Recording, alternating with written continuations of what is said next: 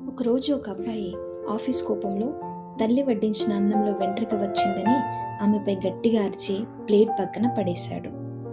మరుసటి రోజు దారిలో ఒక బోర్డు మీద ఇలా రాసి ఉంది: ప్రపంచంలో వంటలు ఆర్డర్ చేయడానికి 100 యాప్లు ఉన్నాయి, కానీ నువ్వు విసిగించిన ప్రేమగా వండిపెట్టే అమ్మ ఏ యాప్లోనూ దొరకదు. ఆ మాట అతని కళ్ళు తెరిపించింది. తను ఎంత పెద్ద తప్పు చేశాడో తెలిసి కళ్ళలో నీళ్లతో అమ్మకు క్షమాపణ చెప్పాడు.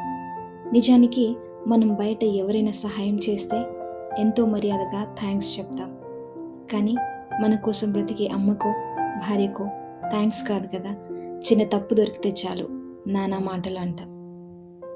బయట సమాజానికి మంచిగా కనిపించడం కాదు, నీ ఇంట్లోని మనుషులకు నువ్వు ఇచ్చే గౌరవమే నీ అసలైన క్యారెక్టర్.